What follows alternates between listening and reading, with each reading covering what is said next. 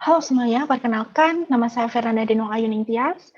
Saya adalah mahasiswa Universitas PGRI Semarang dengan program studi bimbingan dan konseling semester 7.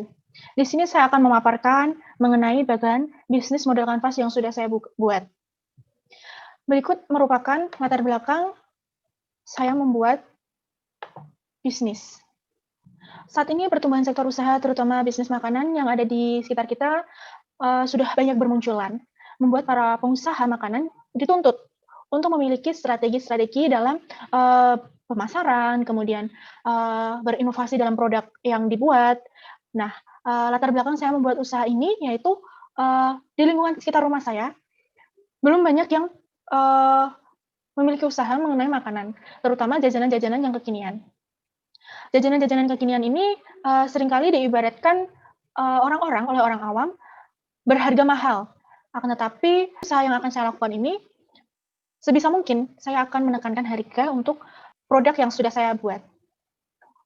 Usaha ini dibangun karena di daerah tempat tinggal saya, belum ada yang menjual jajanan-jajanan kekinian. Dengan begitu, saya memiliki ide untuk membuat produk ini menjadi sebuah usaha. Selain itu, di lingkungan saya, banyak sekali anak-anak dan remaja yang seringkali bermain-main di sekitar rumah saya.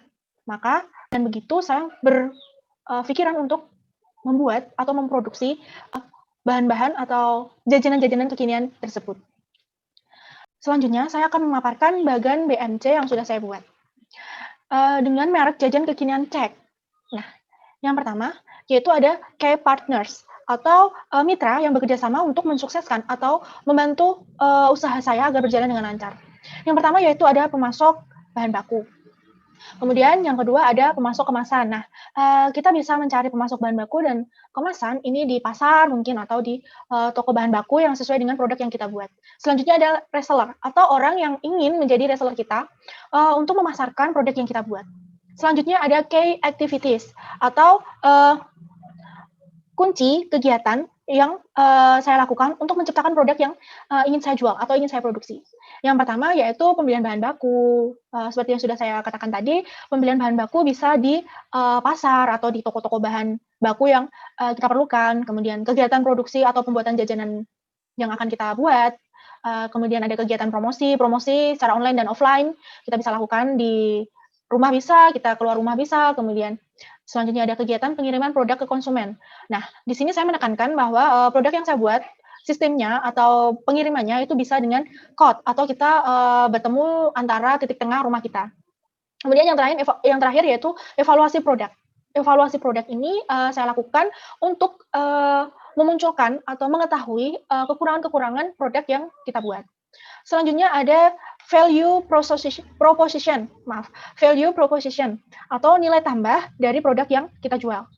Di sini yang pertama ada tinggi serat yakni dari tepung, kemudian dari adonan-adonan, kemudian tinggi protein di sini dari keju. Nah, saya di sini akan memproduksi bahan jajanan-jajanan kekinian seperti corn dog, kemudian dessert-dessert dari dessert-dessert kekinian seperti banana cake atau pancake. Nah, di sini sangat banyak produk yang akan saya buat, kemudian ditambahkan dengan topping-topping yang tinggi protein dan lebih menarik untuk dimakan. Selanjutnya, produk yang akan saya buat yaitu camilan ringan, camilan yang sering digunakan atau dimakan oleh orang-orang yang suka beli jajan atau suka menghabiskan uang untuk membeli jajanan-jajanan yang unik. Kemudian ada karbohidrat yang kompleks. Nah, di sini karbohidrat itu tadi dari tepung. Kemudian nanti juga ada donat kentang, jadi karbohidrat didapat dari kentang. Selanjutnya ada customer relationship.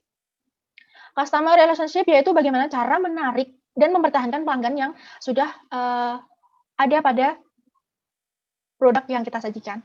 Yaitu yang pertama dengan promo. Kita kasih promo untuk produk-produk yang memang unggulan atau laris di pasaran. Selain itu kita juga memberi diskon. Diskon di sini mungkin setiap hari apa kita diskon 10% atau mungkin ada cashback dari yang mereka beli banyak kemudian mereka mendapat cashback. Oke. Selanjutnya yang ketiga ada order by request menu. Nah, di sini para pelanggan bisa request menu misalnya corn dog dengan ekstra saus atau corn dog mozzarella cheese aja gitu. Kita bisa menyajikan sesuai dengan apa yang diinginkan oleh pelanggan. Yang keempat yaitu delivery order. Nah, tadi di awal saya tekankan kita menggunakan sistem code. Akan tetapi kita bisa delivery order di sekitar rumah, di sekitar dekat-dekat dengan rumah saya. Saya bisa mengantar orderan ke rumah Anda, seperti itu. Kemudian gratis ongkir. Nah, delivery order ini kita tidak meminta ongkir atau uang transport. Jadi jika rumah kalian dekat, bisa langsung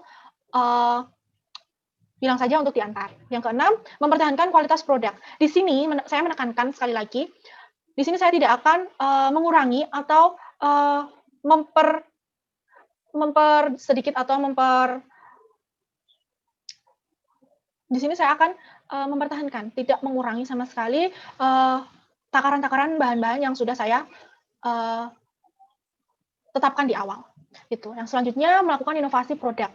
Di sini saya katakan nantinya saya akan memproduksi beberapa produk jajanan kekinian yang pasti dengan harga terjangkau. Saya akan berinovasi dengan kreativitas saya untuk melihat apa saja yang sedang viral atau sedang naik daun jajanan-jajanan kekinian sekarang ini. Yang selanjutnya ada customer segment atau siapa pelanggan potensial produk yang saya buat atau sasaran pelanggan yang ingin saya promosikan produk saya ini. Yang pertama yaitu ada anak-anak. Anak-anak ini pasti senang sekali dengan jajanan-jajanan yang ringan-ringan. Seperti donat, kemudian corn dog, kemudian ada dessert-dessert atau cake-cake yang mini-mini, pasti anak-anak tertarik. Yang kedua remaja. Nah, remaja ini pasti nantinya akan tertarik kepada produk yang saya buat. Karena produk yang saya buat ini bisa dimakan oleh siapa saja. Kemudian pelajar, mahasiswa, dan masyarakat. Di sini kenapa saya menuliskan pelajar dan mahasiswa? Karena produk yang saya buat ini nilai jual atau harganya itu tidak terlalu mahal dan sesuai dengan kantong pelajar atau mahasiswa. Seperti itu. Dan semua kalangan dari anak sampai orang dewasa bisa memakan atau mengkonsumsi produk yang saya buat. Selanjutnya ada key research. Key research ini adalah sumber daya utama yang ada pada usaha yang akan saya buat. Yang pertama ada intelektual, yaitu paten merek jajan kekinian saya. Yaitu tadi yang di awal mereknya adalah jajan kekinian cek. Nah, itu adalah paten merek saya. Kemudian finansial, yaitu modal awal yang saya keluarkan untuk membangun usaha ini adalah 500.000. Kemudian alat produksi. Alat produksi di sini merupakan sumber daya utama yang sudah saya miliki. Selanjutnya yaitu channels. Channels di sini yaitu media yang akan saya gunakan untuk mempromosikan produk yang saya buat. Yang pertama ada Instagram. Pasti di semua orang zaman sekarang sudah memiliki Instagram. Nah, daya tarik atau daya jual dari Instagram pasti akan lebih tinggi. Kemudian yang kedua ada WhatsApp. WhatsApp di sini kita uploadnya di story WhatsApp. Nah, di story WhatsApp pasti banyak teman-teman kita yang mungkin tertarik dari produk yang kita jual. Kemudian dari line message, ini juga diupload di story line message-nya. Kemudian promosi melalui Twitter, kemudian brosur secara offline, kita sebar brosur, iklan yang kita buat, kemudian website pribadi saya. Yang selanjutnya yaitu ada cost structure atau biaya-biaya yang kita gunakan untuk membangun usaha ini. Yang pertama ada biaya investasi.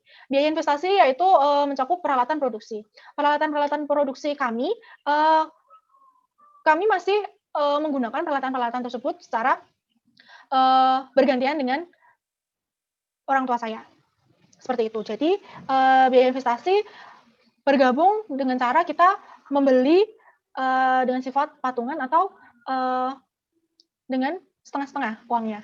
Seperti itu. Kemudian ada biaya produksi. Di sini biaya produksi biaya untuk membeli bahan baku, kemudian kemasan-kemasan yang kita butuhkan. Selanjutnya biaya tetap, ada air, ada gas, ada bahan bakar transportasi untuk kita mengantar produk yang sudah kalian pesan. Seperti itu.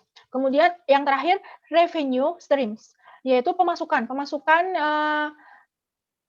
yang ada dalam pemasukan yang masuk dalam usaha yang saya miliki, yaitu penjualan produk jajan kekinian kepada konsumen akhir dan penjualan produk jajan kekinian kepada reseller. Jadi pemasukan kita ada dua, dari konsumen langsung maupun kita dari konsumen. Selanjutnya kita masuk ke dampak yang ditimbulkan dari usaha yang saya dirikan ini. Yang pertama ada dampak usaha terhadap lingkungan hidup. Di sini dampak dari penerapan teknologi yang diperkirakan mempunyai potensi besar untuk mempengaruhi lingkungan hidup. Jadi teknologi-teknologi jika digunakan secara berlebihan juga akan memberi dampak kepada lingkungan-lingkungan sekitar kita. Misalnya radiasi-radiasi yang dihasilkan oleh gadget kita, kemudian tower-tower yang ada di sekitar rumah kita itu juga dapat menyebabkan kerusakan terhadap lingkungan. Yang kedua yaitu terjadinya pencemaran lingkungan di sekitar rumah kita. Karena kita langsung buang ke selokan atau kita langsung buang ke aliran sungai. Jadi kemungkinan dari air pencucian atau air yang kita gunakan untuk mencuci bahan-bahan alat-alat produksi itu kan mengandung deterjen. Nah, mungkin itu juga dapat mencemarkan air yang ada di aliran sungai. Yang kedua ada dampak usaha terhadap lingkungan sosial atau angkatan kerja. Di sini dampak yang pertama yaitu cara hidup masyarakat berubah. Di sini dapat dilihat cara hidup masyarakat berubah di sini pastinya orang-orang di sekeliling kita, di sekeliling rumah kita, pasti akan juga mengalami dampak yang cukup tinggi karena lingkungan di sekitar kita pasti akan mengira apa sih itu jajanan nggak enak, nggak bergizi dan lain-lain. Akan tetapi pemikiran-pemikiran negatif tersebut juga memotivasi saya untuk tetap maju ke depan. Yang kedua, masyarakat yang memiliki usaha kuliner lain merasa tersaingi dan menyebabkan persaingan yang tidak sehat. Di sini saya mencoba untuk bersaing dengan sehat dengan pengusaha-pengusaha yang lain yang ada di sekitar saya, dengan cara saya harus bisa berteman atau bertoleransi dengan mereka dan menjelaskan produk yang saya buat itu seperti apa. Kemudian yang ketiga ada dampak usaha terhadap isu kesetaraan gender. Nah, jajanan-jajanan kekinian ini pasti orang-orang dewasa, orang-orang tua, kemudian sesuai dengan gender, yaitu gender laki-laki atau kaum pria, merasa jajanan ini hanya bisa dinikmati oleh anak-anak muda, kemudian kaum wanita. Akan tetapi itu salah besar karena jajanan yang saya produksi ini atau jajanan-jajanan kekinian ini dapat dikonsumsi oleh semua orang. Seperti itu. Terima kasih.